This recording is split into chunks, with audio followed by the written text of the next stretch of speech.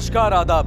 Crime petrol Dastak में आप सभी का एक बार फिर से स्वागत है। मुंबई के बोरीवली इलाके का एक real estate developer Rajesh Ganatra गायब हो गया था। पेश है उस केस का दूसरा और आखिरी भाग। साल 2008 आकाश वर्मा गायब हो जाता है। साल 2010 गोविंद राजपूत उम्र 39 गायब हो जाता है। साल 2012 29 अप्रैल रात 8:30 बजे परेल में रहने वाले जगदीश गनात्रा को एक अज्ञात फोन आता है कि उसके छोटे भाई राजेश गनात्रा का मुंबई के महालक्ष्मी इलाके में एक्सीडेंट हो गया है। और हैरत की बात यह होती है कि वो फोन खुद राजेश गनात्रा के सेलफोन से किया गया होता है। जगदीश अपने सबसे छोटे भाई कमलेश के साथ साउथ मुंबई के सभी अस्पतालों में राजेश को ढूंढता है। ट्रैफिक कंट्रोल रूम से भी वो कांटेक्ट करते हैं, पर दोनों जगहों से उन्हें कोई खबर नहीं मिलती। राजेश 29 अप्रैल को दोपहर 12 बजे अपने पार्टनर नीरव दत्ता के साथ फोन पर बात करने के बाद अपने घर से निकलता है। सुनील, राजेश का बेटा, उस समय घर पर ही होता है। उसी सुबह को राजेश की मां लीलावती, पत्नी चारुलता और बेटी श्वेता एक शादी अटेंड करने वडोदरा चले जाते हैं। जगदीश, कमलेश और सुनील गनात्रा बोरीवली पुलिस स्टेशन में मिसिंग कंप्लेंट लिखवाते हैं। नीरव पुलिस को बताता है कि वो राजेश को कांदीवली हाईवे के पास एक रेस्टोरेंट में मिला था। राजेश और उसकी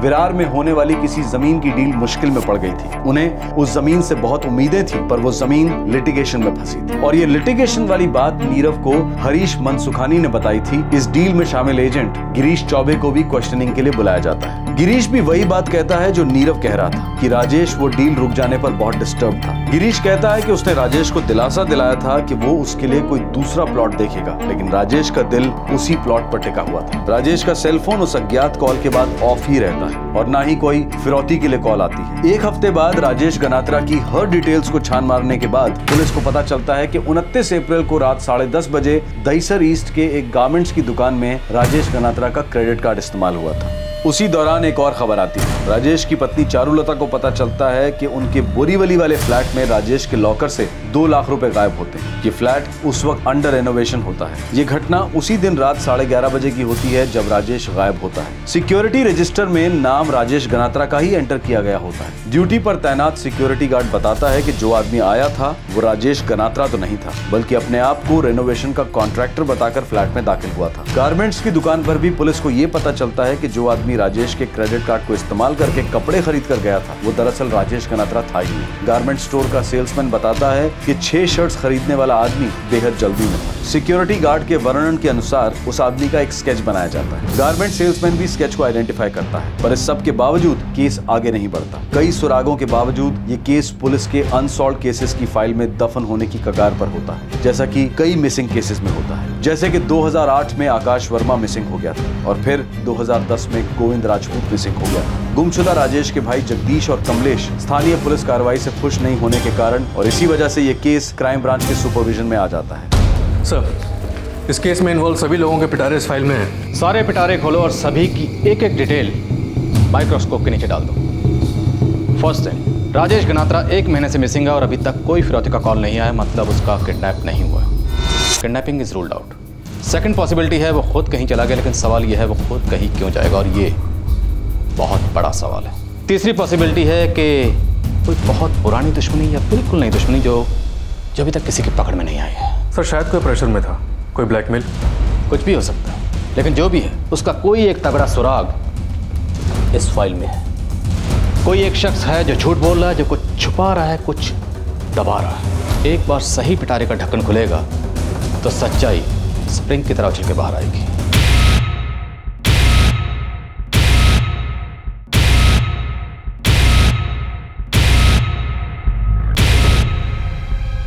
क्या हो पापा, कोई टेंशन है? नहीं। चलो शुरू करते हैं। Let's start with the family.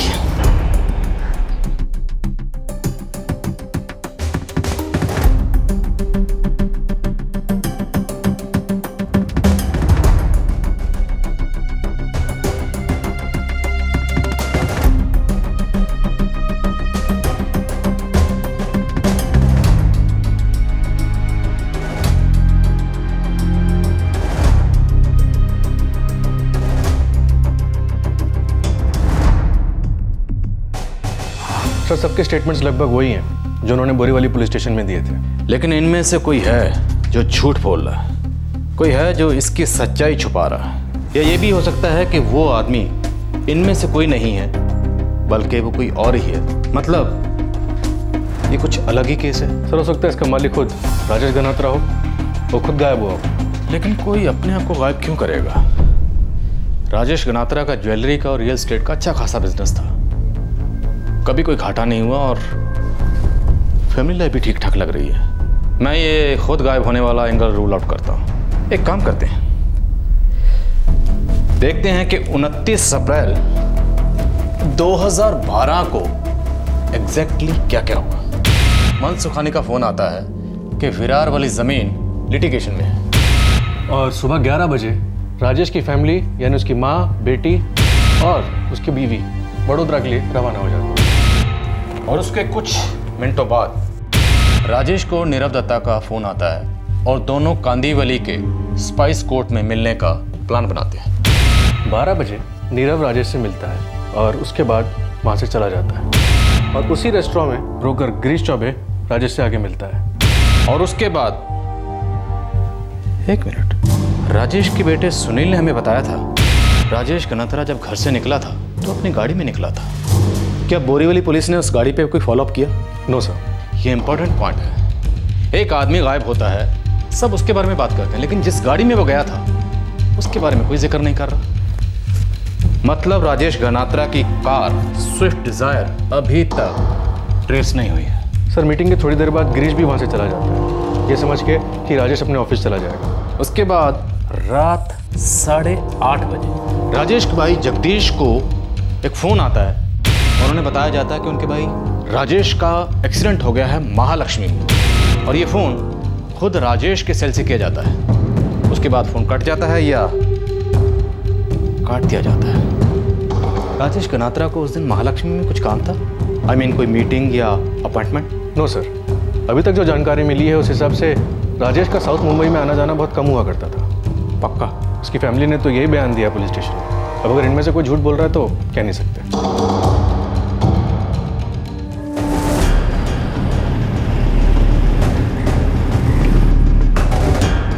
पापा एकदम से निकल गए, वो थोड़े टेंशन में थे, कह रहे थे नीरव काका से मिलने जा रहे हैं। उनका कभी महालक्ष्मी साइड में जाना होता था? जहाँ तक मुझे याद है वो शायद ही कभी उस तरफ गए होंगे। और हाँ, कभी कभी वो परेल ज़रूर जाते थे जगदीश भाई के घर। परेल और महालक्ष्मी में ज़्यादा डिस्टेंस नहीं है। समझो कॉलर झूठ बोल रहा, लेकिन फिर भी उसने महालक्ष्मी क्यों कहा? अंधेरी, कांदीवली, मलाड या गोरेगांव क्यों नहीं कहा? और सर बड़ी हैरानी की बात है, कॉलर ने राजेश के बेटे सुनील को फ़ोन नहीं किया, उसकी पत्नी चारुलता को फ़ोन नहीं किया। उसके पास राजेश का मोबाइल था, वो चाहता तो इन्हें भी कर सकता था, लेकिन उसने फ़ोन किया राजेश के बड़े भाई जगदीश को, जो परेल में रहता है। उसने जगदीश को इसलिए फ़ोन किया और ये कहा कि एक्सीडेंट महालक्ष्मी में हुआ है, क्योंकि जब तक राजेश का भाई जगदीश उसे महालक्ष्मी मतलब पूरे साउथ मुंबई में ढूंढता, तब तक उसे राजेश का क्रेडिट कार्ड और उसके रेनोवेशन वाले फ्लैट में जाके 2 लाख रुपए निकालने का वक्त मिलता। उसे इस सब के लिए वक्त चाहिए था। और सर फ्लैट में एंट्री भी चाबियों से ली गई है, कबर्ड और लॉकर दोनों चाबियों से खोले गए, जबकि चाबियां सिर्फ राजेश के पास रहा करती थी, या फिर डुप्लीकेट चाबियां उसकी पत्नी चारुलता के पास। गोरे, जिस अज्ञात कॉल से राजेश के भाई जगदीश को 8:30 बजे फोन किया गया था, उसकी लोकेशन ट्रेस हुई? No sir. क्यों नहीं? ये सबसे बेसिक चीज है। कल सुबह मुझे सबसे पहले उस कॉल की लोकेशन चाहिए। लग जाओ इमीडिएटली। सर।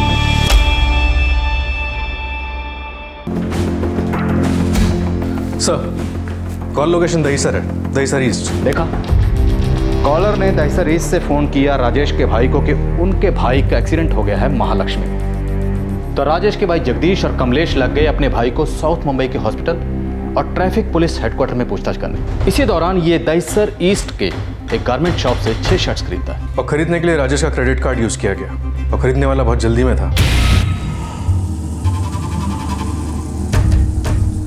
उसके बाद वो राजेश के रेनोवेशन वाले फ्लैट में जाता है और वहां से 2 लाख रुपए लेके गायब हो जाता है। लेकिन सिर्फ 6 शर्ट्स, और वो भी बड़ी हड़बड़ी में। क्यों? सिंपल, कहीं भागने की तैयारी हो रही थी। बट स्टिल सिर्फ 6 शर्ट्स क्यों? सर शायद 6 शर्ट्स 6 लोगों के लिए हों। लेकिन कोई शर्ट्स क्यों बदलेगा? मतलब या तो शर्ट्स मैले हुए होंगे या शर्ट्स के ऊपर खून के धब्बे होंगे। एक काम करो, हेडक्वार्टर फोन करो और ज्वाइंट सीपी से कॉल ट्रैकिंग की परमिशन लो। 29 अप्रैल सुबह से लेकर रात तक राजेश गनात्रा के कॉल की हर लोकेशन ट्रैक करो। इस केस की इन्वेस्टिगेशन में बोरीवली पुलिस ने जो कदम उठाए थे, क्राइम ब्रांच उन्हीं कदमों पर चल रही थी, पर इस बार हर कदम हर पहलू की और भी गहराई से जांच हो रही थी। क्राइम ब्रांच ने माइक्रोस्कोपिक अप्रोच ली और यह तरीका रंग लाया। इस केस में कुछ नए एंगल्स उभर कर आए, कुछ नई दिशाएं खुली, लेकिन यह तो सिर्फ एक शुरुआत थी। यह केस क्राइम ब्रांच को भी हिलाकर रख देने वाला था।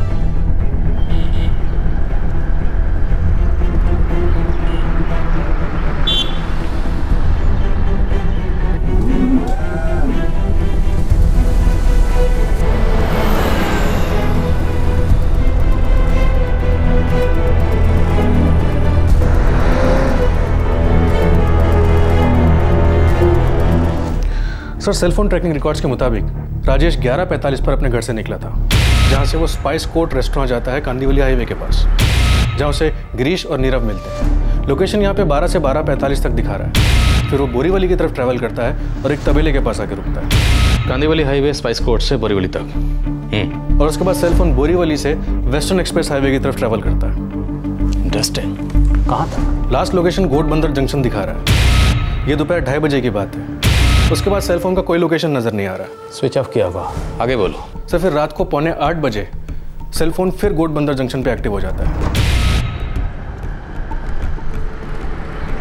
5 घंटे 15 मिनट स्विच ऑफ रहने के बाद फिर एक्टिव होता है। सर, उसके बाद गोटबंदर जंक्शन से सेलफोन दहीसर ईस्ट चेक नाका तक ट्रैवल करता है, जहाँ ठीक 8:30 बजे लास्ट कॉल किया गया था, जो कि राजेश के भाई जगदीश को था, ये बताने के लिए कि राजेश का एक्सीडेंट हुआ है महालक्ष्मी में।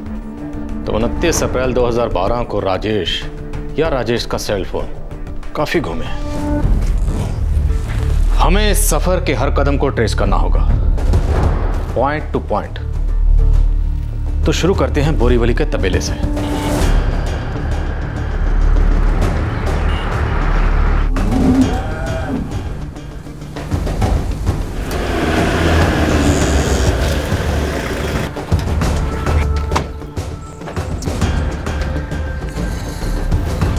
अप्रैल को राजेश गनात्रा यहाँ आया था। राजेश गनात्रा? बोरीवली का प्रॉपर्टी डेवलपर है। 29 अप्रैल को 1:15 के करीब यहाँ आया था अपनी स्विफ्ट डिजायर गाड़ी में। क्यों? सब मैं तो यहाँ सिर्फ तबेला चलाता हूँ, शायद मेरे सेठ से मिलने आए होंगे। कौन है तेरा सेठ? कहाँ है? गिरीश भैया, गिरीश चौबे जी, वो भी जमीन का बिजनेस करते हैं साहब।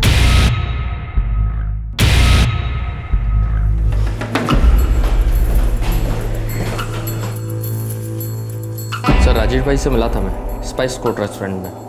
वहाँ से सर मैं सीधे अपने तबेले पर गया, कुछ हिसाब किताब करना था। इसके बाद सर मुझे कोई आइडिया नहीं कि राजेश भाई तबेले पर क्यों आए, कब आए, मुझे कुछ नहीं मालूम। आप उनके साथ गोटबंदर नहीं गए? अरे बोला ना सर, मैं सीधे अपने तबेले पर गया था। दरअसल सर, जब मेरी राजेश भाई से बात हुई थी तो मैंने उनसे बोला था कि विरार वाले प्लॉट की डील होना मुश्किल है, मैं आपके लिए कोई नया प्लॉट देख दूंगा। और दरअसल मैंने उनसे एक प्लॉट की बात की भी थी जो कि घोड़बंदर में, लेकिन उन्होंने साफ मना कर दिया। और मुझे नहीं लगता सर कि वो घोड़बंदर वाला प्लॉट देखने अकेले गए होंगे। मुझे सच में ये बात बिल्कुल समझ में नहीं आ रही सर। आपने राजेश के पार्टनर नीरव से उस घोड़बंदर के प्लॉट की बात की थी? नहीं सर, मैंने सिर्फ राजेश भाई से बोला था। ठीक है, आप जा सकते हैं। अगर ज़रूरत पड़ी तो फिर बात करेंगे। Thank you. झूठ बोल रहा हूं। जानता हूं। तुरंत इस आदमी के फ़ोन की मूवमेंट ट्रैक करो। अगर इसके सेल की लोकेशन राजेश की सेल की लोकेशन के साथ मैच कर गई तो समझो हमें इस केस में एक बड़ा ब्रेक थ्रू मिल गया। सर, ये आदमी बहुत कम टाइम में बहुत ज़्यादा फैल गया है। इसके दूध में पानी है, मिलावट है इसके दूध में, इसलिए इतना फैल गया। मुझे इस आदमी की पूरी हिस्ट्री चाहिए। जो करना है करो, खबरी लगाओ या खुद लगाओ, लेकिन इस आदमी की पूरी हिस्ट्री मुझे चाहिए।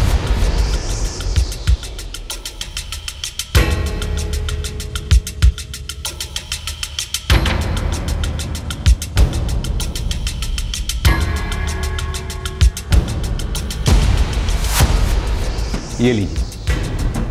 Thank you.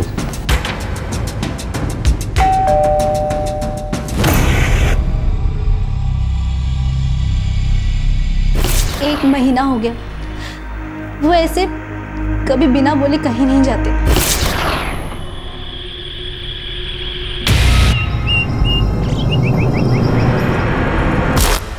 जी, मेरे पति आकाश गिरीश चौबे के लिए काम करते थे।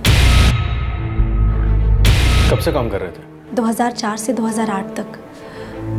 फिर वो गायब हो गए। गिरीश चौबे उन्हें यूपी में हमारे गांव से मुंबई लेकर आए थे। तब से आपके पति कोई खबर नहीं आई, कुछ भी नहीं? जी नहीं सर, पुलिस हर बार कहती कि कोई सुराग नहीं मिला। 2 साल तक पुलिस स्टेशन के चक्कर काटती रही। फिर अपने बच्चों को भी देखना था, इसके लिए कामकाज शुरू कर दिया। सर कुछ पता चला क्या? अभी तक तो नहीं, पर शायद जल्दी पता चल ही जाएगा।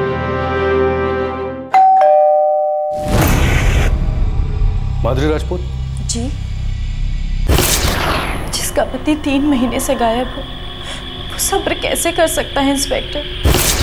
और अब तो 2 साल के ऊपर हो गया है, इनकी कोई भी खबर नहीं है। पर मैं सच कहती हूँ, वो मुझे छोड़कर नहीं गए हैं। वो तो ऐसे बिल्कुल भी नहीं थे। उन्होंने तो नया फ्लैट लिया था और दिन रात मेहनत कर रहे थे उस फ्लैट का लोन चुकाने के लिए। आपके पति गोविंद राजपूत इंश्योरेंस एजेंट थे? जी हाँ। ये गिरीश चौबे से क्या कनेक्शन था उनका? कनेक्शन तो कुछ भी नहीं था सर। गिरीश उनका दोस्त था और गिरीश ने ही तो हमारे फ्लैट की डील कराई थी। वो ब्रोकर है ना। लेकिन कोई बिजनेस डीलिंग? नहीं सर, ऐसा कुछ भी नहीं था। मगर आप गिरीश के बारे में ये सब क्यों पूछ रहे हैं? आप कुछ जानते हैं क्या? मेरे पति के बारे में कोई खबर है क्या आपके पास? मैं आपके आगे हाथ जोड़ती हूँ, आप कुछ तो बोलिए। बहुत जल्द बोलेंगे माधुरी जी, 2 साल रुकी हैं, थोड़ा और सब्र कीजिए।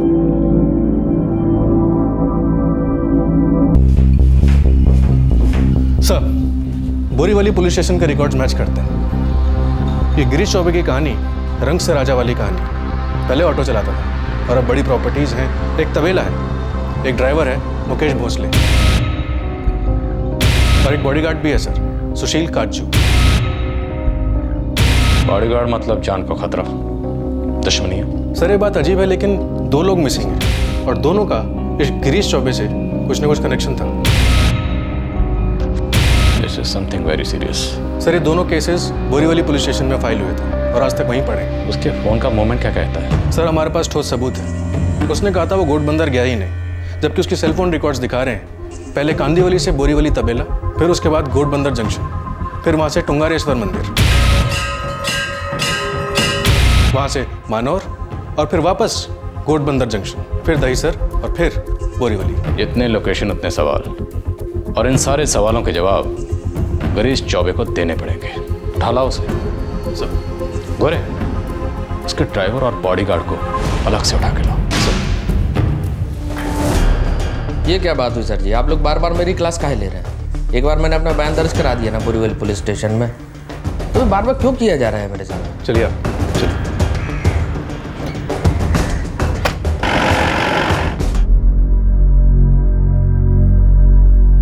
वो लोग कुछ बोल नहीं रहे हैं, लेकिन हो सकता है कि उस ब्रोकर गिरीश चौबे ने कुछ लफड़ा किया है। क्या बोले क्राइम ब्रांच वाले? क्या राजेश गिरीश के साथ थे? डिटेल्स तो कुछ नहीं दी उन्होंने, लेकिन चारू प्लीज प्लीज तुम हिम्मत रखो।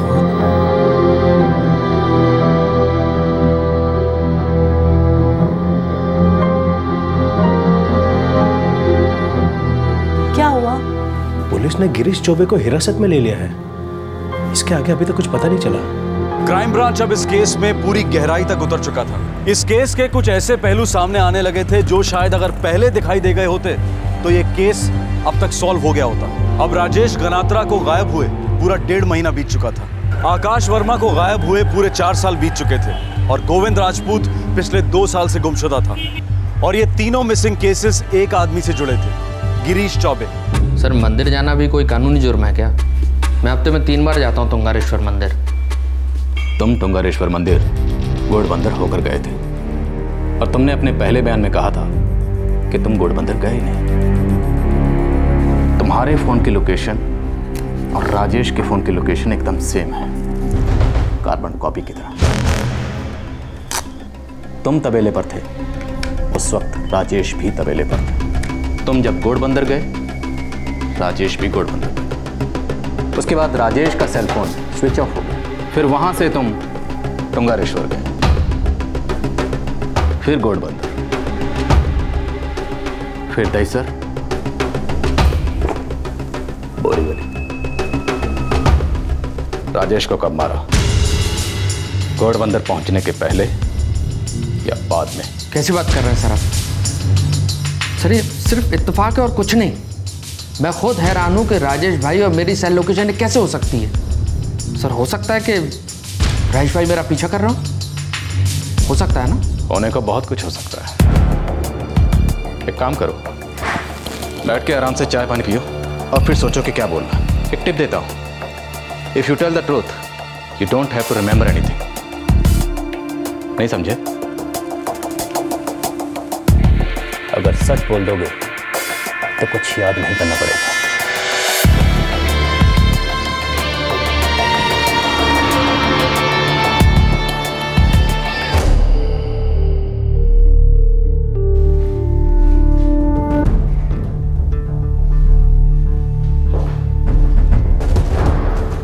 हमें मालूम है तो टट्टू है।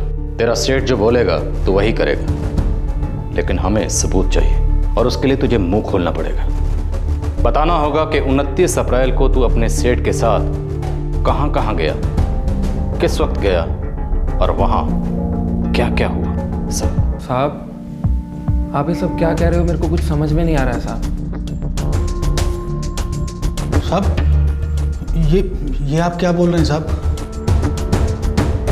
29 अप्रैल को तुम्हारी सेल लोकेशन और गिरीश चौबे की सेल लोकेशन बिल्कुल मैच कर रही है। हाँ साहब, ड्राइवर उनका। बिल्कुल।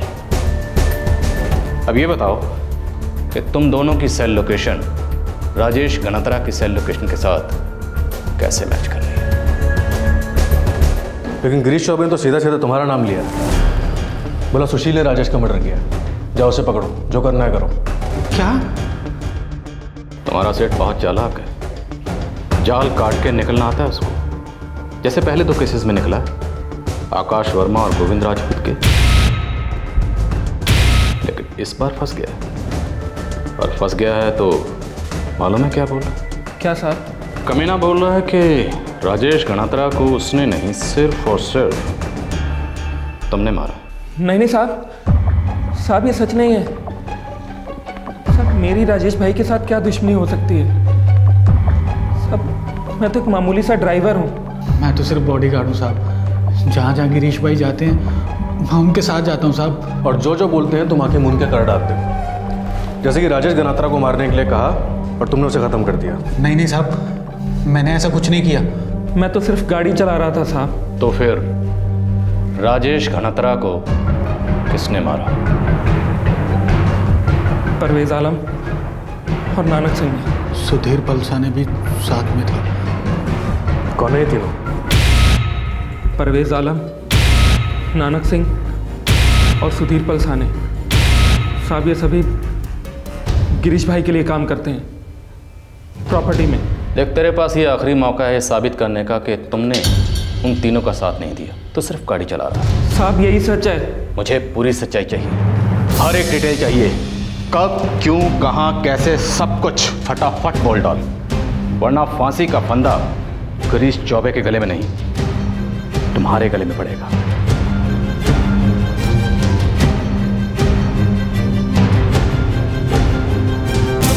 ओ भाई, कब तक बैठा के रखोगे?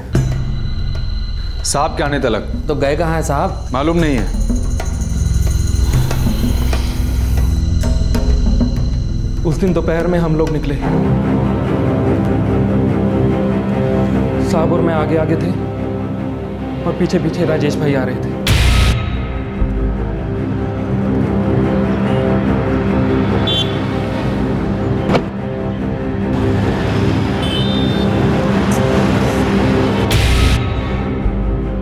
हम लोग गिरीश भाई के तबेले पे पहुंचे।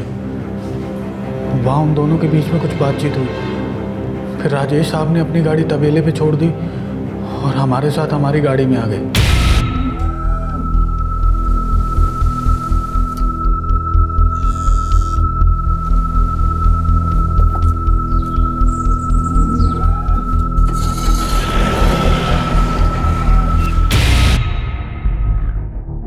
सुधीर, नानक और परवेज, ये तीनों तुम्हें गठबंधन में मिले थे? हाँ साहब, वहीं मिले थे।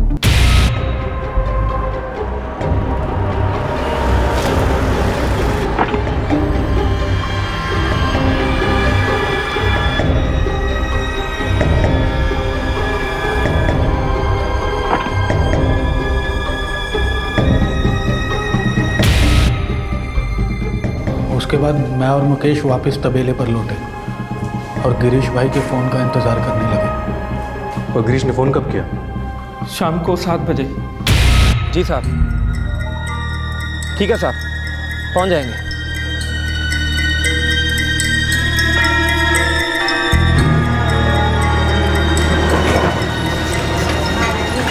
साहब ने बोला राजेश साहब की गाड़ी स्विफ्ट डिजायर दहीसर चेक नाके पे ले आओ।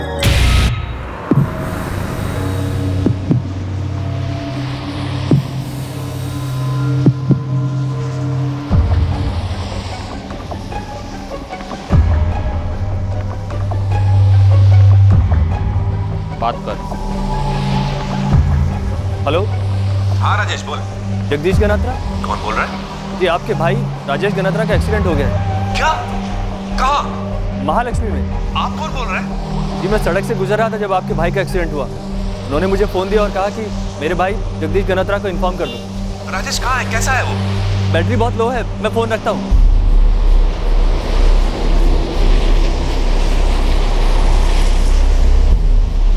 इस हालात में चकना का क्रॉस करना बहुत मुश्किल होगा। परवेज बाय मोड़ मोड़ मोड़ मोड़, यहाँ तक, ये भी मोड़, ये पकड़। मालूम है ना क्या करना है? जल्दी से जल्दी। और प्रवेश तुम लोगों के लिए 6 बेदाग शर्ट लेके आए। हाँ साहब।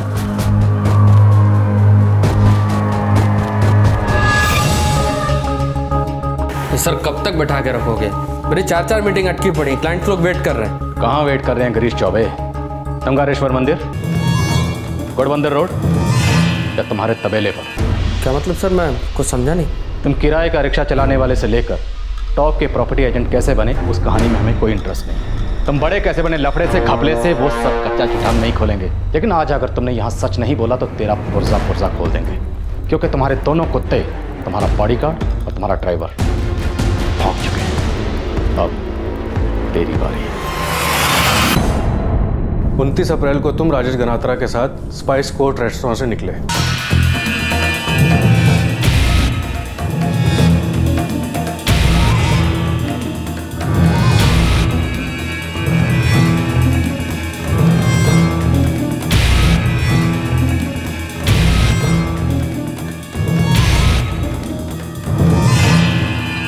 गिरीश चौबे, एक बात बताऊं, आज तक जितने मुलजिम मेरे सामने आए हैं उन पर थप्पड़, मुक्का, लात या इलेक्ट्रिक शॉक नहीं आजमाया मैं। ज्यादातर इससे पहले ही सच्चाई उगल देते। चल तू भी शुरू हो जा। बोल, राजेश गनात्रा को कैसे मारा और क्यों मारा? सर वो फिरार वाली डील कैंसिल हो गई थी और मैंने एडवांस में पैसे ले रखे थे 5 लाख रुपए राजेश भाई से। डील कैंसिल हो गई तो वो अपने पैसे वापस मांग रहे थे। कोई भी मांगेगा, अपने पैसे दिए हैं तो कोई भी मांगेगा। तू भी मांगेगा, मैं भी मांगूंगा। तो इसका मतलब तुम उसके पैसे वापस नहीं देना चाहते थे।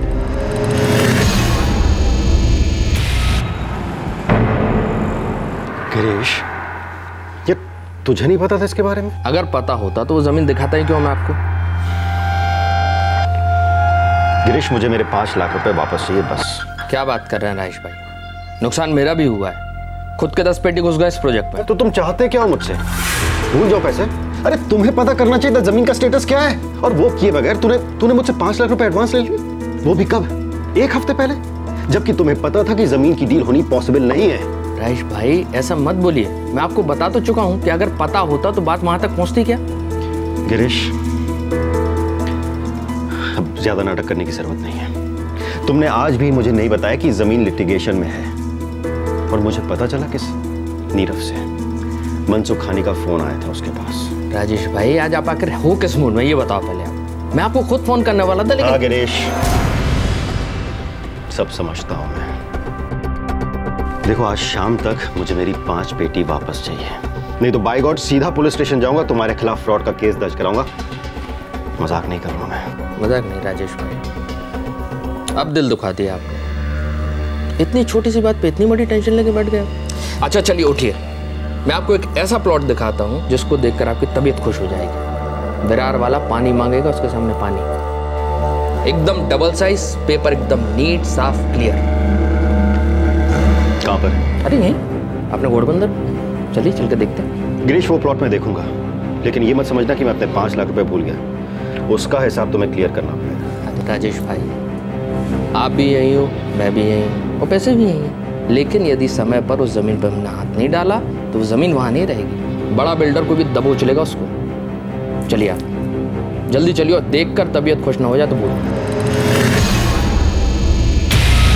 उसने तुमसे अपने पैसे वापस मांगे तो तुमने उसे मौत दे दी। अरे दो गाड़ी काहे के लिए राजेश भाई? आप मेरे साथ चलिए ना, गाड़ी यहाँ सेफ रहेगी, अपनी बंद है। ठीक है, आप चाबी दे दो, लौटते समय मुकेश आ जाएगा रोड तक लेके गाड़ी। हाँ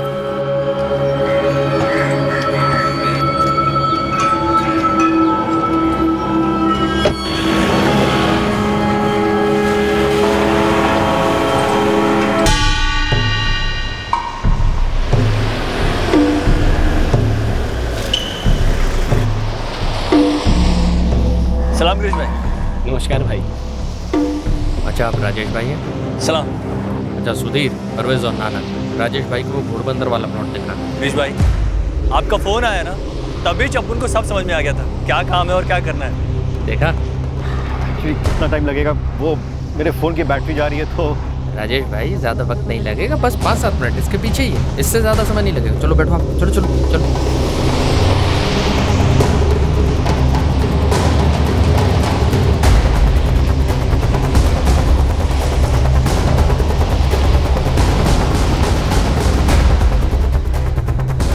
यार 5-7 मिनट तो कब के बीत चुके हैं।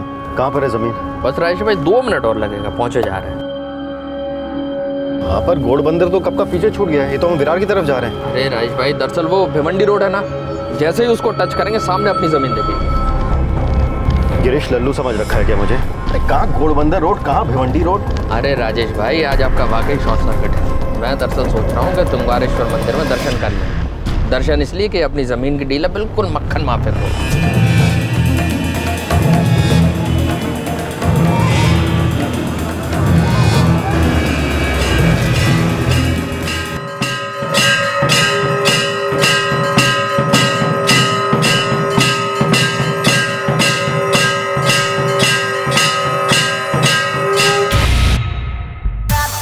तो ये पूरा ड्रामा हुआ राजेश गनात्रा को जान से मारने के लिए।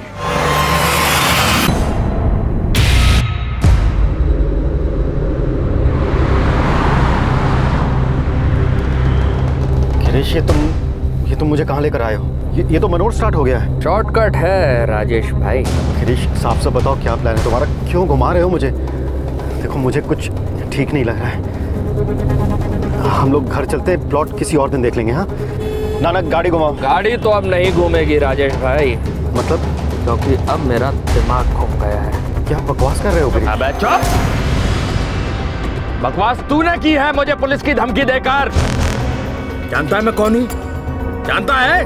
बिद्दी से 5 लाख रुपए, 5 लाख रुपए के लिए तूने मुझे पुलिस की धमकी दी।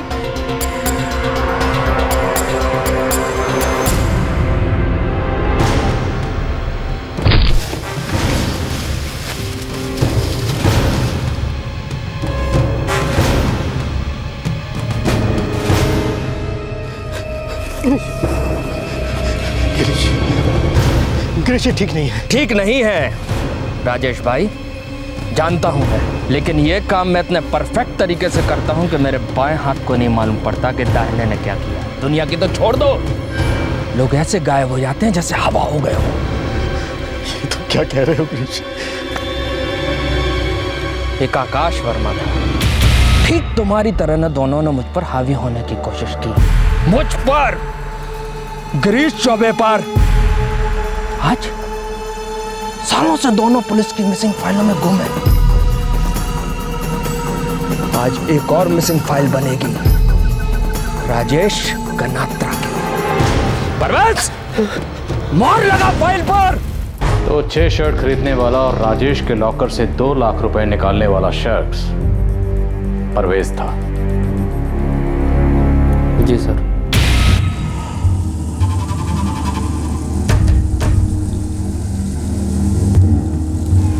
आकाश वर्मा और गोविंद राजपूत को क्यों मारा?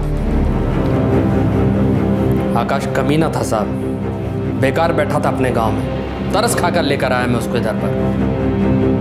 मेरी थाली में थूक दिया, मेरा नाम लेकर मेरे पीठ पीछे अपना धंधा शुरू करना चाहता था, बहुत ऊपर उड़ना चाहता था सर, पर काट दी उसके मैंने, और उसको भी। गोविंद राजपूत सर वो जिस कंपनी में काम करता था वहाँ से मैंने लोन लिया था। जहाँ से तुम एक बार पैसे ले लेते उसे वापस करने की आदत तो तुम्हें है नहीं। सर वो बहुत दिमाग खा रहा था मेरा, हर दिन एक ही बात। राजेश गनात्रा की गाड़ी कहाँ है? Swift Dzire. सर वो गुजरात में भेज दी मैंने गाड़ी। तुम्हारे तीनों आदमी नानक, सुधीर और परवेज इस वक्त कहाँ मिले?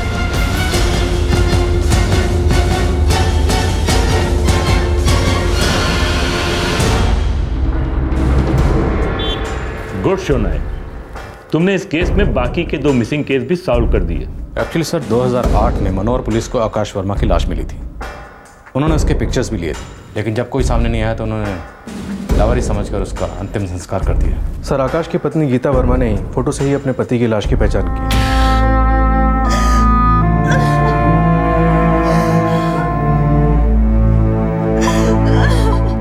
सर गोविंद राजपूत की बॉडी पूरी तरह से जला दी गई थी, उसका कुछ नहीं मिला। माधुरी जी, गिरीश चौबे और उसके साथियों के बयान हैं हमारे पास जो ये साबित करते हैं कि आपके पति गोविंद राजपूत अब इस दुनिया में नहीं रहे। मुझे मालूम था मुझे छोड़कर नहीं जा सकते। प्यार करते थे वो मुझसे। 2 साल से बस मुझे इसी बात का डर था कि कहीं उनके साथ कुछ हो ना गया, और आज ये।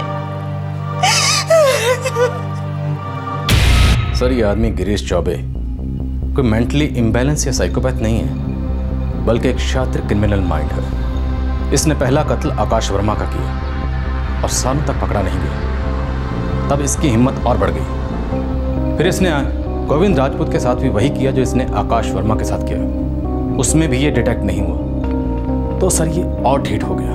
शुक्र है राजेश गनात्रा का केस अनडिटेक्टेड नहीं रहा। 2 महीने लगे, लेकिन कम से कम केस क्लोज हुआ, और साथ में 2 और फैमिलीज को भी क्लोजर मिला। सर हम इस गिरीश चौबे की इंटेरोगेशन को जारी रखना चाहते हैं, क्योंकि हो सकता है कुछ और केसेस में कुछ और लोग हों जिन्हें इस गिरीश चौबे ने गायब किया हो, जिनसे इस गिरीश चौबे ने पैसे उधार लिए हों, या जिन्होंने इसे नाखुश किया, क्योंकि इस गिरीश चौबे ने मौत को अपना सबसे आसान पैंतरा बना रखा था।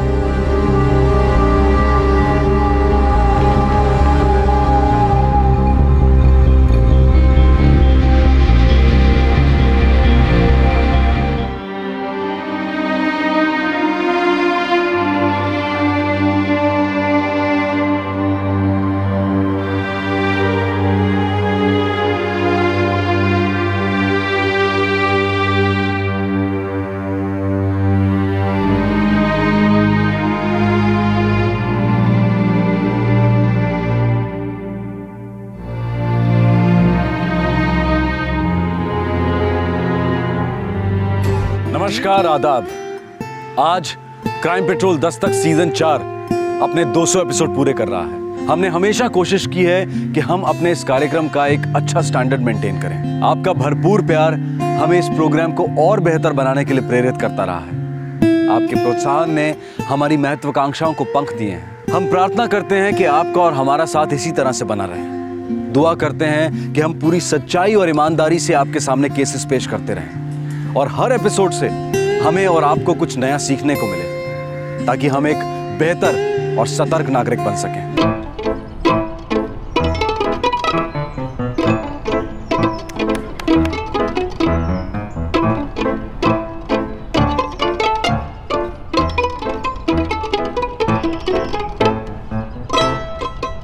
खेल एक स्वस्थ और खुशहाल बचपन की अहम खुराक होती है,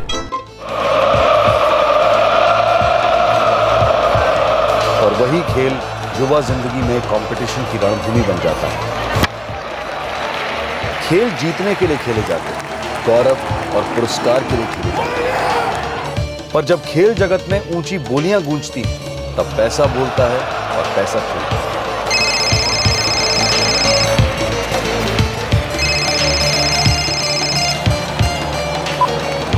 हाँ बोल। अराउंड 11 पक्का जीत रही है, बड़े नोट लगा दे। तेरी इन्फॉर्मेशन सही है ना?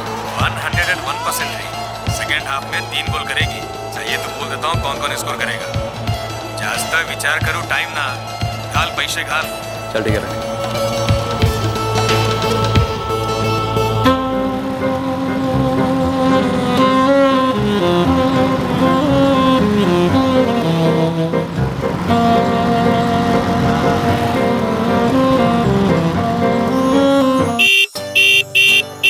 Peter. Hi grandpa. Come on fast. Philip mama grandpa आ गए, मैं जा रहा हूँ ठीक है? अरे पीटर, ग्रैंडपा को चाय तो पी के जाने को बोलो। ज्यादा खुश मत हो, गाड़ी तू नहीं ग्रैंडपा चलाएंगे। ये चुप बैठ, मुझे कोई लाइसेंस नहीं चाहिए। चलिए ग्रैंडपा। आजा बेटा आजा जल्दी अरे से। पापा अंदर तो आइए, चाय पी के जाओ ना। नो थैंक यू निथालिया, चाय फिर कभी। अभी मुझे लवर्स खरीद करके घर लौटना है। एलिजा अकेली है ना? ग्रैंडपा पीटर को मत चलाने दीजिएगा। डोंट टेक टेंशन बाबा, इसकी उम्र में तुमको किसने सिखाया था स्कूटर चलाना? Mister Philip Rogerio. अपना काम करना, मेरे पीछे पड़ा रहता है।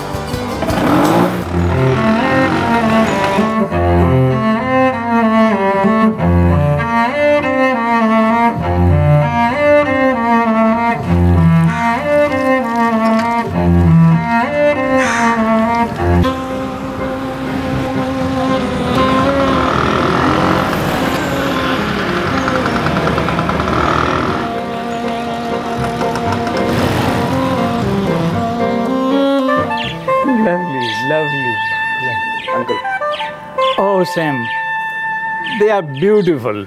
I know अंकल, मैं इनसे बहुत प्यार करता हूँ, लेकिन अब संभाल नहीं सकता। Actually mom dad full day काम पे रहते हैं और ग्रैनी की डेथ के बाद इम्पॉसिबल हो गया है। मैं इनको बहुत प्यार भी करूँगा और इनकी पूरी देखभाल भी करूँगा।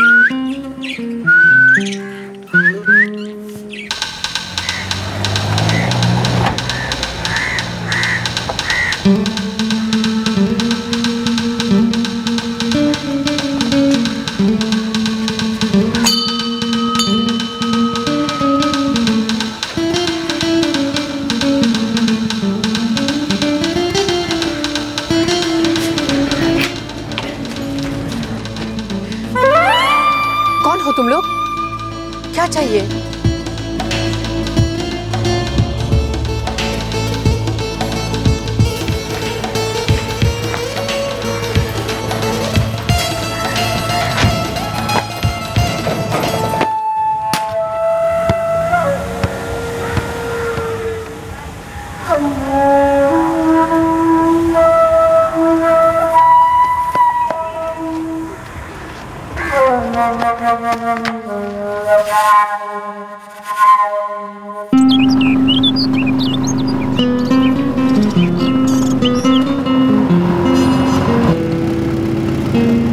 मई 2012 साउथ गोवा का एक खूबसूरत शांत गांव वेलेम एक सीनियर सिटीजन की भयंकर हत्या से हिल गया। जब यह हादसा हुआ तब एलिजा रोजेरियो अपने घर पर अकेली थी।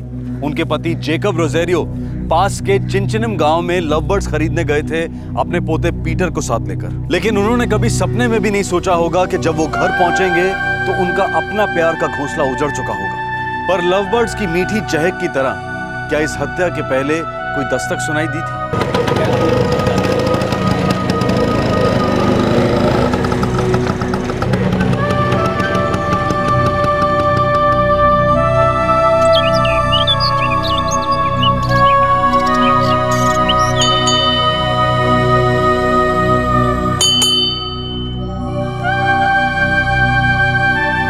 ये एलिजा का सोने का टाइम था। ग्रैंडमा शायद पीछे होंगी।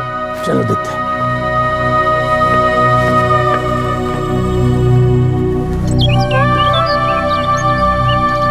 एलिजा, एलिजा, एली, एलिजा,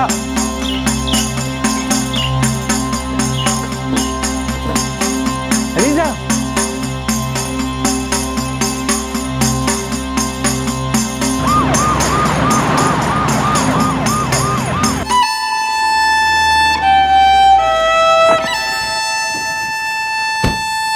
हमको तो पता ही नहीं था, हमको तो जेम्स ने बताया।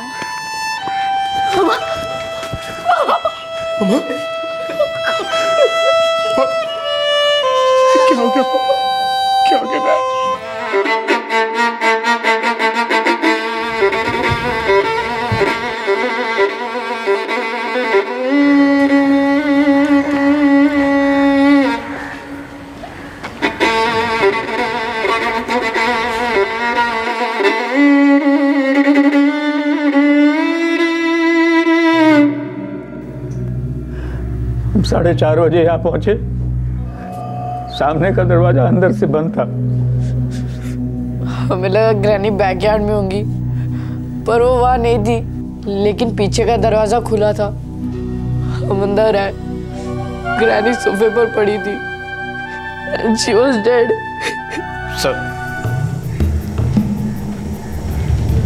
सर, चोरी का कोई निशान नहीं है। घर में किसी भी चीज़ को टच नहीं किया गया है। ये तो कह रहे थे सामने का दरवाज़ा बंद। सर, अंदर एक कबर्ड है, उसमें और बाकी घर में काफ़ी सारी कीमती चीज़ें हैं। पैसे वाले लोग हैं। शायद ऐसी कोई चीज़ चोरी हुई हो जो हमें दिखाई नहीं दे रहा है। ये लोग सिर्फ एक बूढ़ी औरत को मारने आएंगे ना।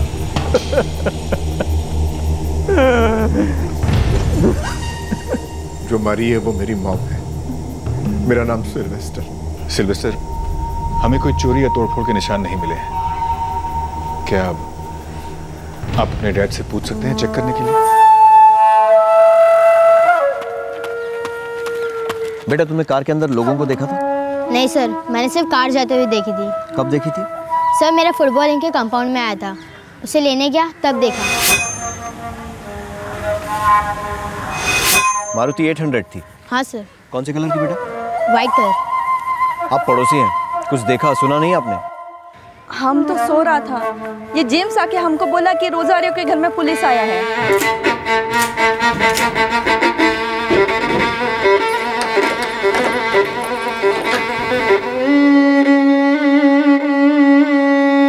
लॉकर?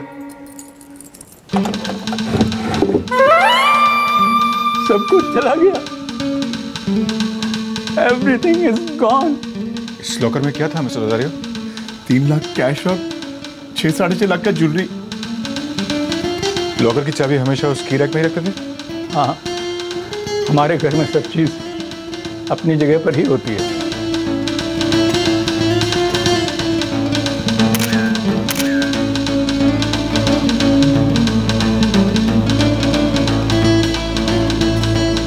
सर, पड़ोसी सिक्वेरा के बेटे का कहना है कि उसने ठीक 4:10 पर यहाँ से एक सफ़ेद मारुति 800 जाते देखी। और ठीक 20 मिनट बाद यानी 4:30 बजे रोजारियो अपने पोते पीटर के साथ घर वापस आते हैं और आकर देखते हैं कि मिसेस रोजारियो की लाश पड़ी है। और हमें अभी भी पता चला है कि लॉकर से चीज़ें निकाल ली गई, लेकिन लॉकर को तोड़ा नहीं गया। घर में किसी और चीज़ को हाथ नहीं लगाया गया। बाकायदा की रैक से चाबी निकाल कर लॉकर खोलकर उसके अंदर की चीज़ें निकाल ली गई। सिर्फ मर्डर का केस नहीं लगता सर। रोजारियो अपने पोते पीटर के साथ चिंचिम गया था ना सर, लव बर्ड्स खरीद। I think it's a properly planned attack.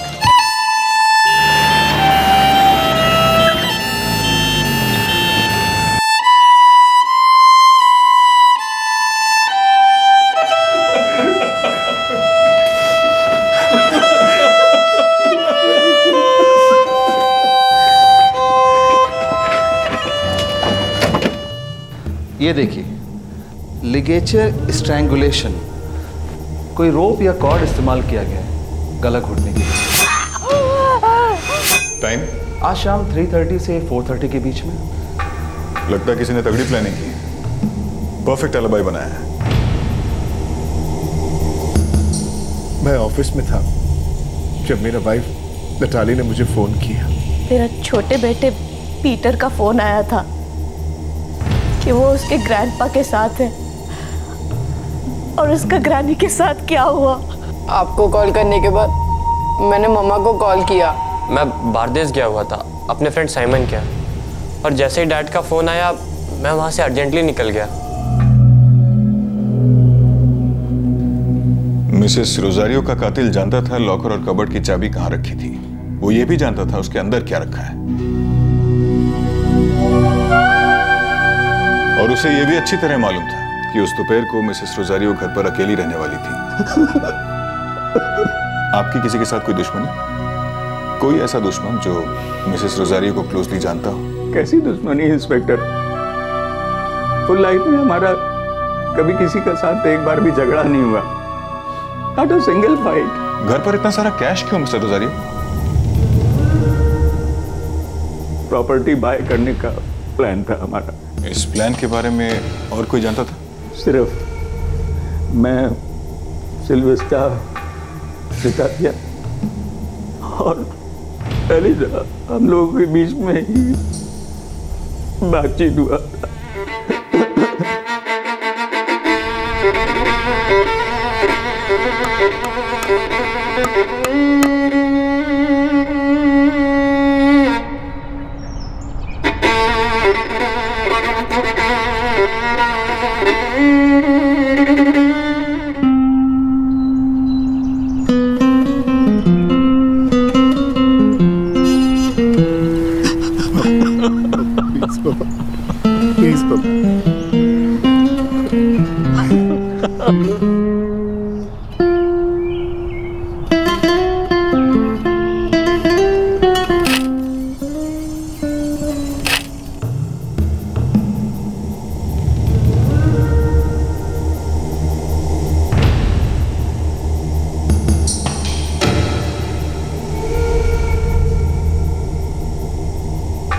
तक तो पूरे घर में कोई फिंगरप्रिंट्स नहीं मिले, कहीं पे भी नहीं। ये देखिए टायर के निशान। पड़ोसी का लड़का जेम्स इक्वेरा शायद ठीक कह रहा था, छोटे टायर हैं, मतलब मारुति 800।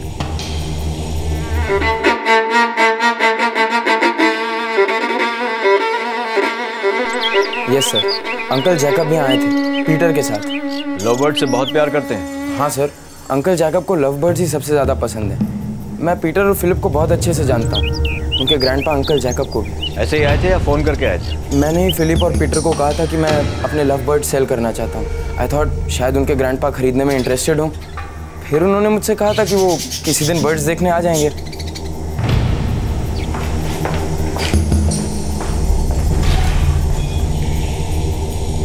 सर आरटीओ में चेक किया है, इस वक्त हमारे गोवा में 76 मारुति 800 रजिस्टर्ड है। एक बात तो क्लियर है डॉक्टर, जो भी ये कार चलाकर आया था वो रोजारियो परिवार से अच्छी तरह वाकिफ था। उसे मालूम था कितने बजे उनके घर जाना है, क्या करना है, कहाँ ढूंढना है। वो ये भी जानता था लॉकर और कबर्ड की चाबियां कहाँ रखी हैं और उसके अंदर क्या है। Correct sir. एक काम करो डोके, ये जो 76 मारुति 800 गोवा में रजिस्टर्ड है, पता करो इसमें से व्हाइट कलर की कितनी है, और रोजारियो परिवार से चेक करो क्या वो ऐसे किसी को जानते हैं जिनके पास व्हाइट मारुति 800 हो। Okay sir. But okay, Rosario परिवार के सभी मेंबर्स के phone records निकलवाओ। Sir.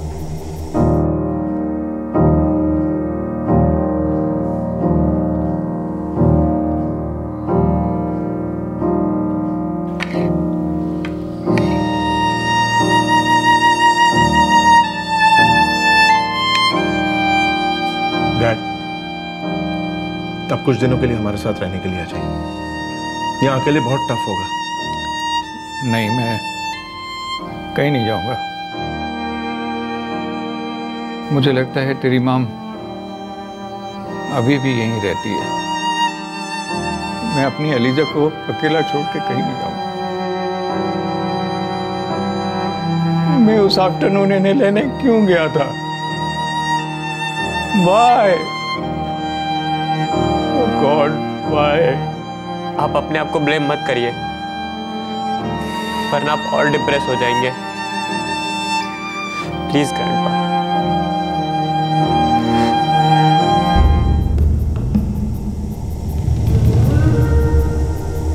Sir Jacob Rosario का फोन लोकेशन था चिंचिनी, पीटर का भी वही था, सेम जहां वो दोनों लव बर्ड्स खरीदने गए। Oh Sam, they are beautiful. Sylvester अपने ऑफिस में था मडगांव में, एक प्राइवेट फर्म में अकाउंट्स मैनेजर। नेटली अपने घर पर थी रावन फोन मडगांव में, और बड़ा बेटा फिलिप बारदेज में था अपने दोस्त साइमन गोंजाल्वेस के घर पर। हे हाय साइमन। अरे हाय फिलिप, क्या बोलता है यार? बस कौन जीत रहा है? बैठ देखते देखते। शायद इसमें किसी की पर्सनल इन्वॉल्वमेंट नहीं है, क्योंकि इनमें से कोई भी उस दिन वेलिम गांव के आसपास नहीं था जहां रोजारियोस रहते हैं। सर सारे के सारे 76 मारुति 800 कार ओनर्स को भी स्कैन किया।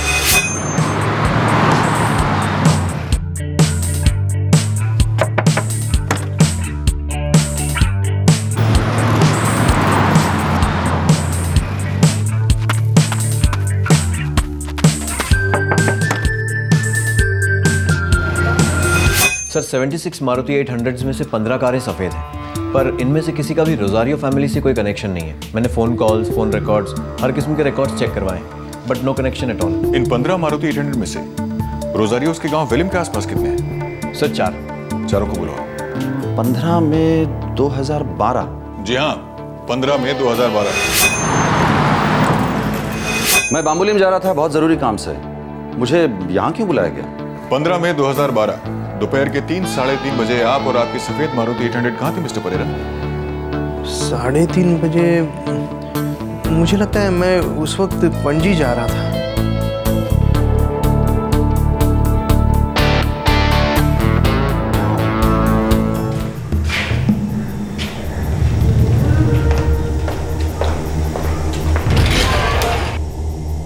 सब 15 मई को मैं साओ से लौट रहा था सर अपने घर। तुमने कहा तुम्हारा घर और तुम्हारा ऑफिस दोनों साओ होजे में? यस।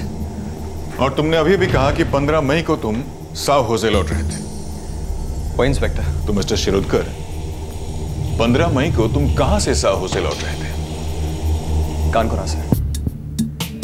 सर जिसने भी ये किया है उसने अपने लिए एक परफेक्ट एलिबाई, एकदम पक्का डिफेंस बनाया है ताकि उस पर शक जा ही ना सके। कहीं हम गलत पहाड़ तो नहीं चढ़ रहे? हो सकता है ये एक सिंपल चोरी का केस हो जिसमें शायद मर्डर भी हो गया। और ये जो इनसाइड जॉब के बारे में हम सोच रहे हैं, कहीं ये थियरी भी गलत तो नहीं है?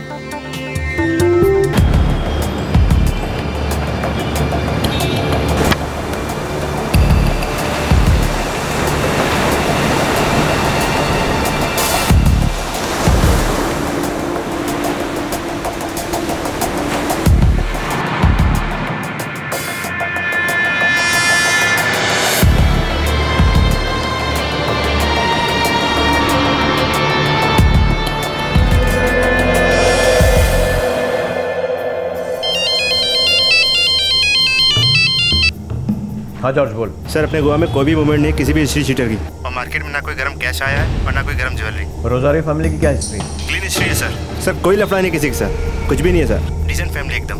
लड़का है सिल्वेस्टर, ऑनली सन है सर, एकदम से डिसेंट आदमी है सर।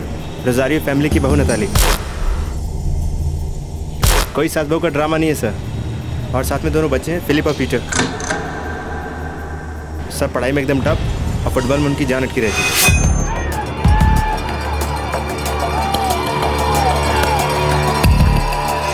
हाँ सर सिल्वेस्टर एकदम स्ट्रिक्ट डैडी है सर। दोनों लड़कों को लगाम देकर रखा हुआ है। सैमुअल और सिमोन से जुड़ी कोई खबर? नहीं सर उसकी कोई खबर नहीं सर। ठीक है जॉर्ज, आंखें और कान खुले रखना।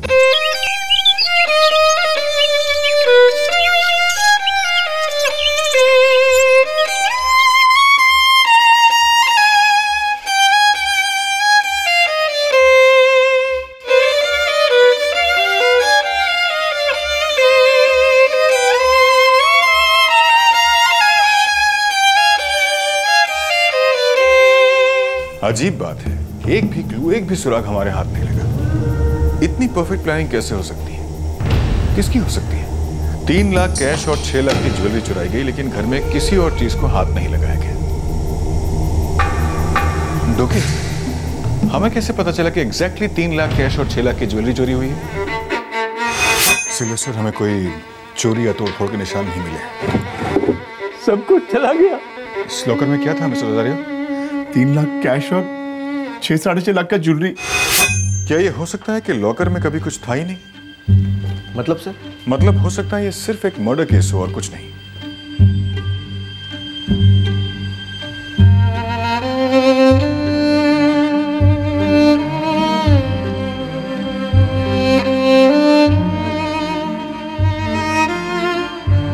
सर इतना सारा कैश, इतनी सारी ज्वेलरी और चोरी के मार्केट में कोई गर्मी नहीं। पहली बार देख रहा हूं। कोई बड़ी चालाकी से हमें गोल गोल सर्कल्स में घुमा रहा है। हम एप्पल को ऑरेंज समझ रहे हैं और बांस को लव बर्ड समझ रहे हैं। किसी भी शहर, गांव या कस्बे में एक सीनियर सिटीजन पर कातिलाना हमला उस इलाके को झकझोर कर रख देता है, उस इलाके के सेफ्टी फैक्टर पर सवालिया निशान लगा देता है। ऐसे केसेस में पुलिस पर दबाव होता है उसे जल्दी सुलझाने का, लेकिन इस केस में काफी कोशिशों के बावजूद भी पुलिस अब तक एक सुराग तक नहीं ढूंढ पाई थी। लेकिन कुछ दिन निकलने के बाद आखिरकार बिना सुराग के अंधी गली में दम तोड़ते इस केस में फाइनली एक ब्रेक थ्रू मिला।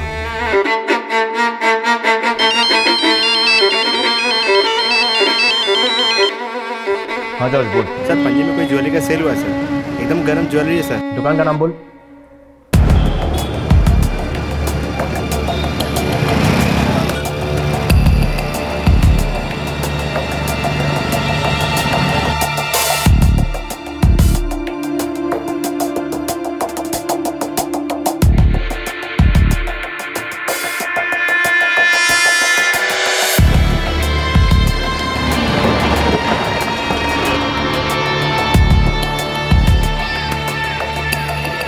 तो मेरी एलिजा के कहां से मिली आपको ये? किसने किया मेरी एलिजा के साथ ऐसा? देखिए हमें सिर्फ क्लू मिला, आपकी वाइफ का कातिल नहीं, लेकिन मिल जाएगा, श्योरली मिल जाएगा। कल ही आया था लड़का, माल बेच और निकल गया। इनमें से कोई? नहीं सर, ना ये नहीं, ये नहीं, ये नहीं, ये कोई भी नहीं। नहीं सर। फर्स्ट टाइम में लग रहा था? पहले भी आया था हमारे यहाँ। ये बात पहले क्यों नहीं बताई? कौन था वो? Sir Xavier Carvalho. कौन जेवियर कारवालो? डिटेल बता। सटोरी लड़का है सर, यहीं पास में राउंड फोल्ड में रहता है।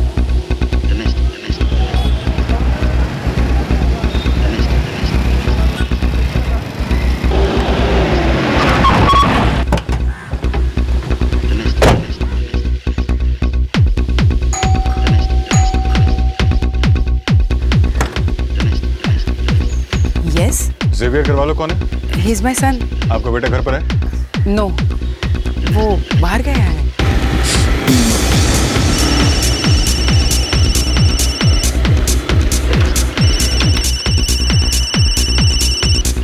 क्या मॉम? बेटा तुम कहाँ हो? क्या हुआ मॉम? बेटा कुछ प्रॉब्लम हो गई, तुम जल्दी घर आ जाओ। क्या हुआ मामा? कुछ तो बोलो। आई सेड सेवियर, तुम अभी घर आ जाओ।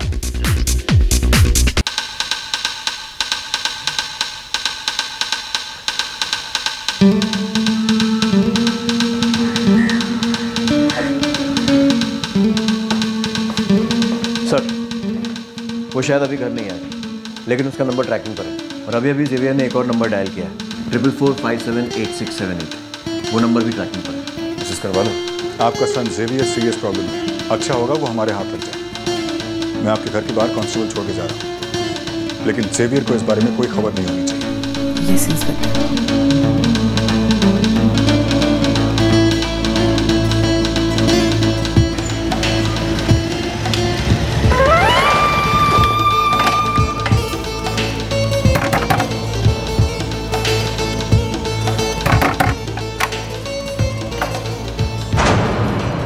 लफड़ा हो गया यार। क्या हुआ? Okay sir, cell location track हो गया, वारका बीच। वहां की अपन ने ज्वेलरी बेचने से पहले थोड़ा वेट कर लेना चाहिए था यार।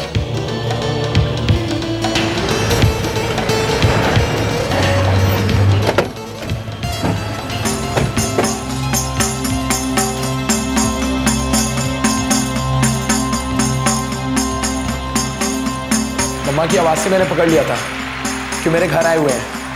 मैं और कहीं नहीं जा सकता था, इसलिए तुम्हारे पास आया राजेश। अभी मैं क्या करूं? बोल बोल बाबा बोल।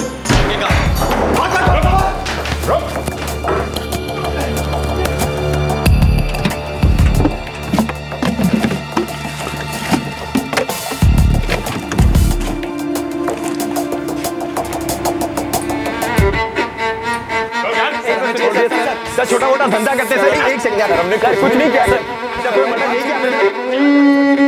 राजेश शिरोडकर एक सफेद मारुति 800 का ओनर था, जिसे पुलिस ने पहले क्वेश्चनिंग के लिए बुलवाया था। लेकिन उस वक्त राजेश ने पुलिस को चकमा दे दिया था, पर इस बार बच निकलने का कोई चांस नहीं था और ना ही अपने जुर्म को छुपाने का।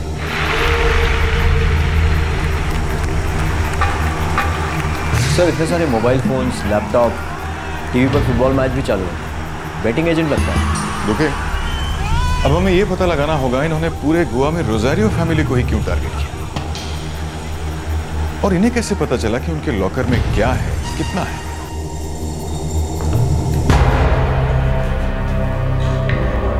तू बेटिंग एजेंट है? हाँ सर। और ये जेवियर तेरा पार्टनर? सर मैंने सिर्फ अपनी मारुति पी थी सर 15 मई को। मेरा मर्डर से कोई लेने देना नहीं है सर। तो मिसेस रोजारियो को तूने मारा? मैं तो वहां था भी नहीं, मैंने बस ज्वेलरी बेची सर। तूने नहीं मारा? तूने नहीं मारा तो फिर किसने मारा? मिसेस रोजारियो का गला घोंटकर उनका मर्डर किसने किया?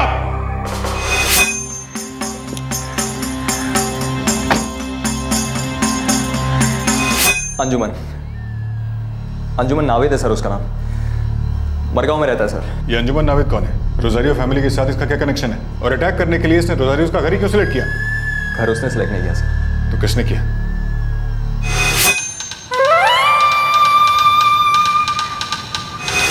फिलिप रोजारियो, एलिजाबेथ रोजारियो का अपना पोता?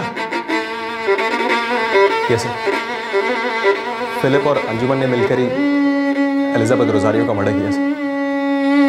फिलिप जानता था कि कैश और ज्वेलरी कहाँ रखी है।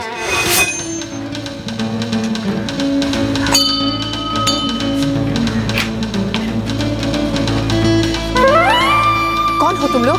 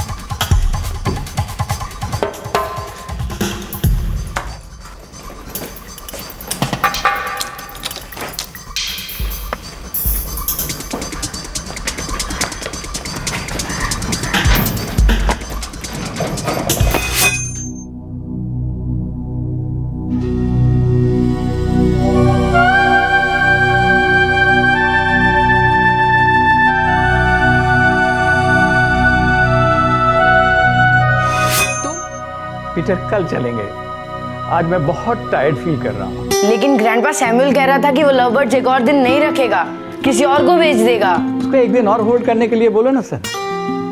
कल हम 100% लव बर्ड्स खरीद लेंगे। ग्रैंडपा मैं उससे पूछ चुका हूँ एंड ही सेड नो। आप आज आ रहे हैं या नहीं, यस और नो? पीटर उसे एक्सप्लेन करो ना। Your grandpa is old man now. What old man? Nonsense. तुम कुछ ओल्ड वोल्ड नहीं हो, और अपनी यंग वाइफ के लिए तुम क्या लव बर्ड्स नहीं लेकर आओगे? गो चेकअप, गो गो गो। वो लव बर्ड्स मुझे आज ही चाहिए।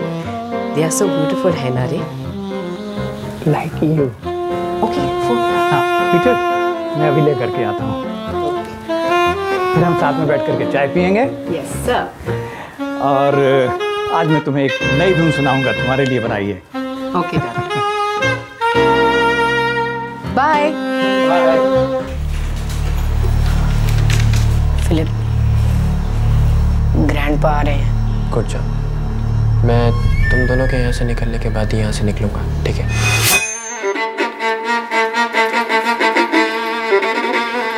फिलिप, फिलिप, एक बार बोल दे बेटा, एक बार बोल दे कि ये सब झूठ है। बोल दे बेटा, टेल हिम, या टेल हिम।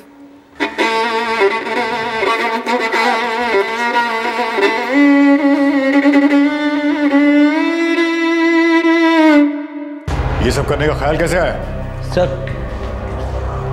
घर पर आराम कर रहा था, अब जिंदगी भर जेल में आराम करेगा। चलो तो।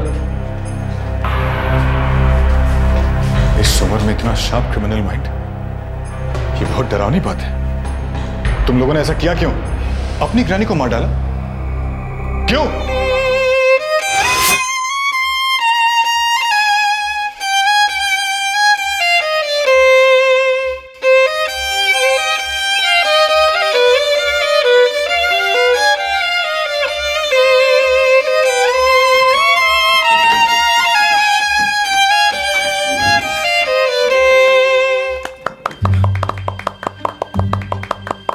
ग्रैंडपा, वो लेस्टर गोम्स वाला कॉम्पोजिशन बजाइए ना। ओ, मैंने तो वो 10,000 टाइम्स सुना है। तुम लोग कैरी ऑन करो, अब तो मेरा सिएस्टा का टाइम हो गया। जेकब, मुझे 1 घंटे के बाद जगाना।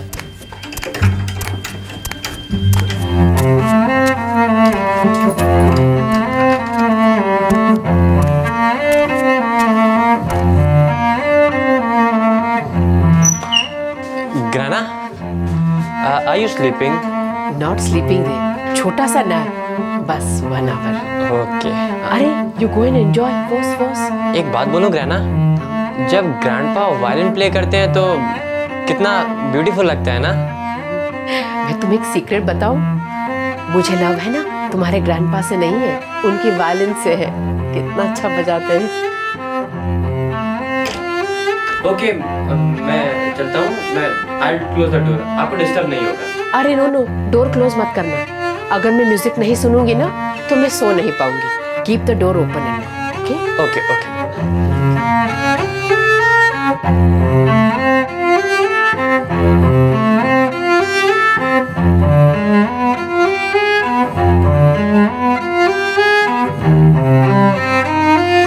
हमने 2, 3, इनफैक्ट 4 टाइम्स ट्राई किया, पर कभी सक्सेस नहीं हुए।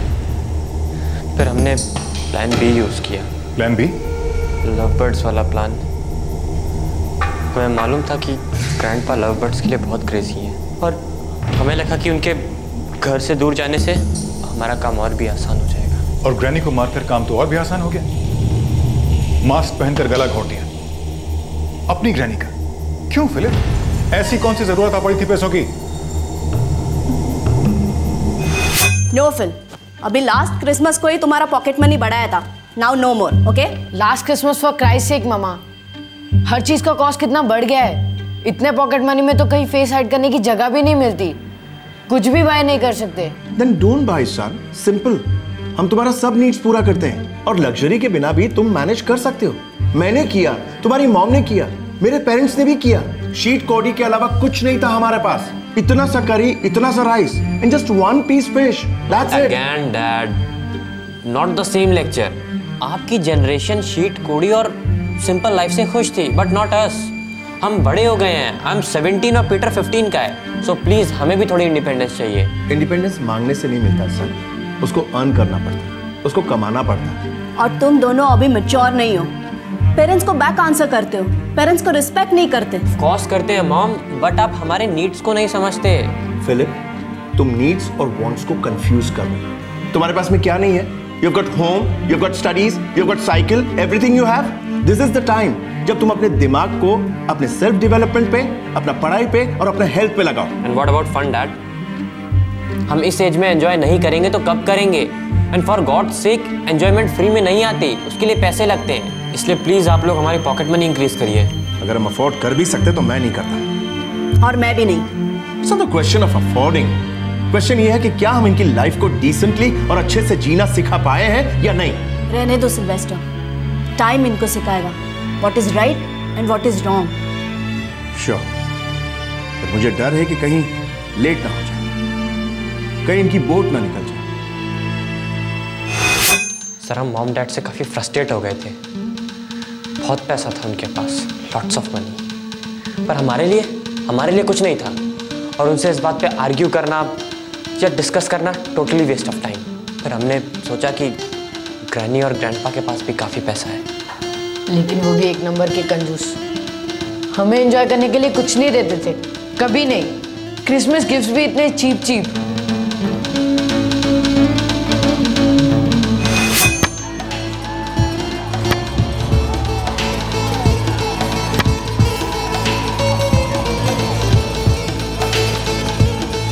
यार तुम दोनों रोजारियो ब्रदर्स, भीख मांगना बंद करो और खुद के पैसे कमाओ। क्या करें, नोट्स की जेरोक्स कॉपीज बनाए क्या? नहीं यार, 10 रुपया डालो 100 निकालो, 100 डालो 1000 निकालो। लेकिन मनी कहाँ डालना है? मेरा एक दोस्त है राजेश शिरोडकर, अराउंड 11 पक्का जीत रही है, बड़े नोट लगा दे। कौन है ये? बुकी बोलो, बैटिंग एजेंट बोलो, वो आज तक एक भी मैच नहीं आ रहा है। उसका हर रुपया 100 बन जाता है। पैसों में स्विमिंग करता है ये। तूने कभी उसके थ्रू कमाए हैं क्या? अबे मैं उसके साथ ही काम करता हूँ बूंदिया। अपने क्लब्स के जितने भी फुटबॉल गेम्स होते हैं ना, वो सब मैं ही बैट करता हूँ, और कुछ तो वो फिक्स भी करता है। या मैंने भी सुना है कि मैचेस फिक्स होते हैं। नया नहीं है, हमेशा से होते आ रहा है। स्पोर्ट्स भी तो बिजनेस है ना बॉस। 2000 हाँ? क्या पॉकेट मनी लगा रहे हो अपनी?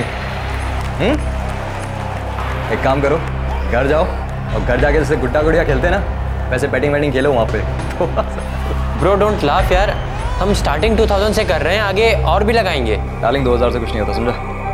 स्टार्टिंग बेट 10,000 बुक्स, और वो भी बौंदिया लोगों के लिए। बौंदिया समझता है? हाँ? कच्चा नींबू, स्मॉल फ्राई। बट हमारे पास इतना मनी नहीं है। अबे है ना, झूठ मत बोल बे। तुम्हारी ग्रैनी और ग्रैंडपा पैसों की खेती है उनके पास, और वो सब तो तुम्हारा ही होने वाला है ना। लेकिन कब? जब तुम दोनों बूढ़े हो जाओगे तब। तब तक तो तुम दोनों के पैसे भी सड़ जाएंगे और तुम दोनों की लाइफ भी। Hey Anjuman, what do you want to say? थोड़ा क्लियर बोलना हमको। सुन, अभी के लिए अपनी ग्रैनी और ग्रैंडपा का पैसा लगा दो। 10 का 100 बनाओगे, 100 का 1000, 1000 का lakh, may be crores, who knows. जितना ज़्यादा रिस्क उतना ज़्यादा पैसा। फिलिप, क्या सोच रहा है?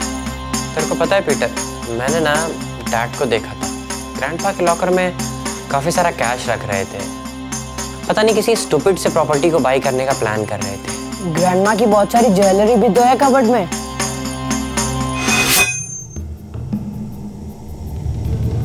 पैसे चुराने के प्लान्स फेल हुए तो तुम लोग और फ्रस्ट्रेट हुए, फिर सोचा ग्रैंडमा को ही मार देते।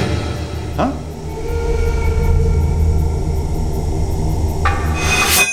इतना सारा पैसा तुम लोगों के हक का तुम लोगों से दूर रखा जा रहा है यार। That's very wrong. तुम दोनों डिसाइड किया है ना कि अब जो भी हो जाए पैसा बनाने का है? Yes, totally yes. तो अब सब मुझ पे छोड़ दो, समझे? बट कैसे? प्लानिंग गाइस, सारा गेम प्लानिंग का है, समझे?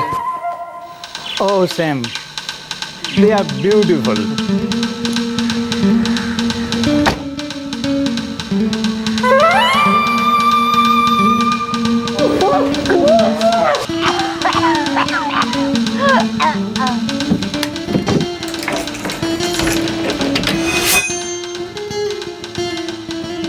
ग्रैनी के घर जाने से पहले मैं अपने दोस्त साइमन के यहाँ गया। वहाँ पर मैंने उसे बिना बताए मैंने अपना मोबाइल उसके बाथरूम में रख दिया। हाय साइमन। हाय फिलिप, क्या बोल रहे हैं? बस कौन जीत रहा है यार?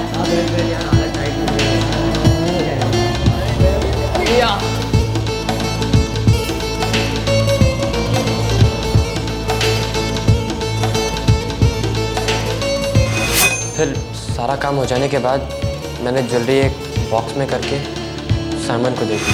हे हाय साइमन। अरे हाय फिलिप। यार ये मेरा एक इम्पोर्टेंट आइटम है, इसे कुछ दिनों के लिए अपने पास रख ले, फिर मैं बाद में ले जाता हूँ। कोई बात नहीं यार, टेंशन मत ले। चल बाय।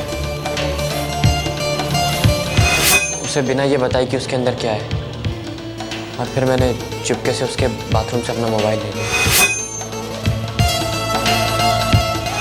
हमने थोड़ा वेट किया आप लोगों के इन्वेस्टिगेशन ठंडा होने तक का, और फिर जैसे राजेश ने कहा था हमने सारी ज्वेलरी जेवियर को सेल कर दी।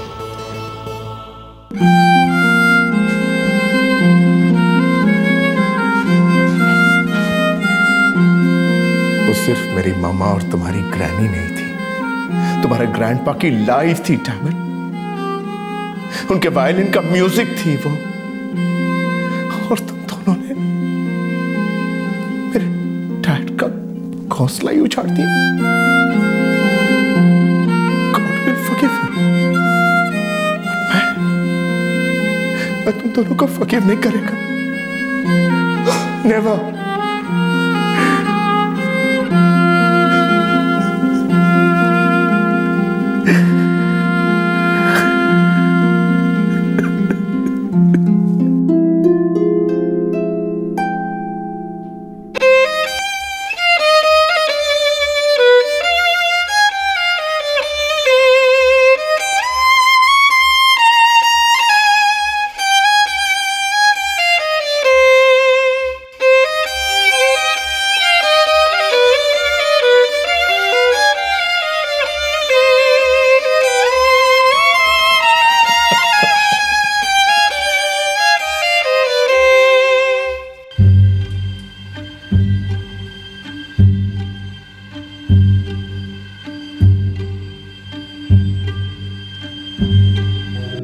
पोतों ने मिलकर अपनी दादी माँ की हत्या कर दी। पूरी संभावना है कि इस दादी माँ ने इन दोनों लड़कों की उंगलियां पकड़कर उन्हें चलना सिखाया होगा, मिठाइयों और कहानियों से उनका लाड किया होगा। फिर इन दो टीनेजर्स ने अपनी दादी माँ की हत्या क्यों की? पैसों के लिए। 17 वर्षीय फिलिप और 15 वर्षीय पीटर बेटिंग में पैसा लगाकर लाइफ में सेटिस्फैक्शन चाहते थे। लाइफ में सेटिस्फैक्शन। क्या आज की जिंदगी में कोई परमानेंटली संतुष्ट हो सकता है? फलसफे और फिलॉसफीज अपनी जगह पर, लेकिन दुनिया का सबसे इम्प्रैक्टिकल फूहड़ गवार इंसान भी अच्छी तरह से जानता है कि सेटिस्फैक्शन की कोई सीमा नहीं, लालच का अंत नहीं, और ललचाने वालों की कोई कमी नहीं। कंज्यूमर गुड्स, लग्जरी गुड्स, इसका सबसे बड़ा मार्केट है बच्चे, टीनेजर्स और युवा भी। और ये ग्रुप मार्केटिंग और एडवर्टाइजिंग को सबसे पॉजिटिव रिस्पॉन्स भी देता है। फास्ट फूड, डिजाइनर कपड़े, जूते, सेलफोन्स, कंप्यूटर्स, महंगे स्पोर्ट्स गियर और यहाँ तक के पॉश स्कूल्स और एजुकेशनल कोर्सेज, हर चीज में, हर क्षेत्र में बेचने वाले प्रलोभन का इस्तेमाल करते हैं। फ्रेंच फ्राइज आपके मुंह में पानी लाते हैं, लेकिन उसके साथ बर्गर और सॉफ्ट ड्रिंक खरीदना जरूरी है। आपके बच्चे को अगला शेक्सपियर, आइंस्टाइन और तेंदुलकर बनाने का वादा किया जाता है, लेकिन उस कोर्स की फी लाखों में। बेचने वालों द्वारा अपनी मार्केटिंग में एक सोचा समझा साइकोलॉजिकल आक्रमण किया जाता है, जिसमें हमें और हमारे बच्चों को यह महसूस कराया जाता है कि भाई अगर आपके पास ये फलाना प्रोडक्ट नहीं है तो आप खुश नहीं रह सकते, आप जीवन में पीछे रह जाएंगे, आप जिंदगी में फेल हैं। क्या इस दलदल से ऊपर उठना असंभव है? क्या हम अपने बच्चों को जरूरतों और आदतों के बीच का फर्क नहीं समझा सकते? कंज्यूमर गुड्स की इंडस्ट्रीज बच्चों के द्वारा आदतों के ज्वालामुखी को भड़काती है। पेरेंट्स और ग्रैंड पेरेंट्स इस लालच के लावा को शांत करने में एक बहुत बड़ी कीमत चुकाते हैं, कभी पैसों से तो कभी अपनी जान से।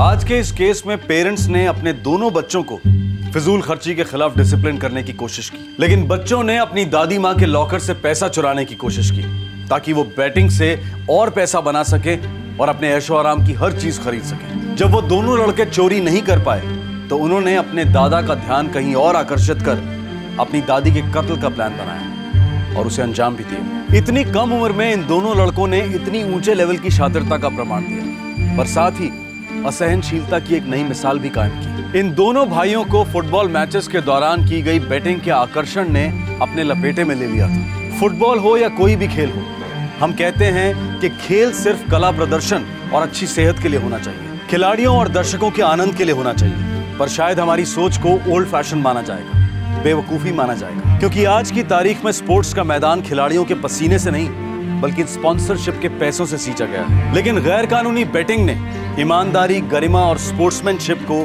क्लीन बोल्ड कर दिया।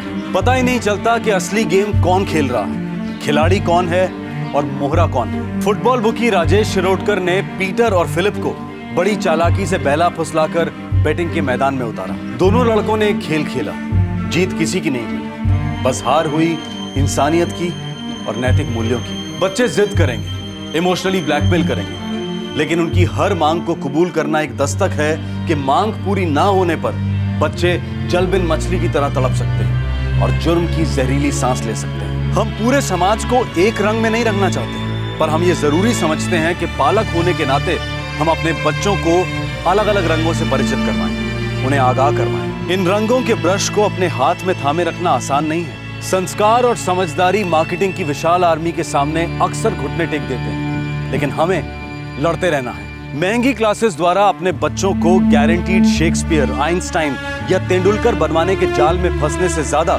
बच्चों को इन महापुरुषों की जीवनियों से इंट्रोड्यूस करवाना ज्यादा सेंसिबल होगा। गांधी जी का एक मंत्र था, सादा जीवन उच्च विचार। इस मंत्र की अहमियत शायद आज के जमाने में सबसे ज्यादा है। आपसे फिर मुलाकात होगी क्राइम पेट्रोल दस्तक में एक और नए केस के साथ। क्राइम पेट्रोल के और भी दिलचस्प कहानी देखने के लिए हमारे चैनल को सब्सक्राइब करें और बेल आइकॉन दबाना न भूलें।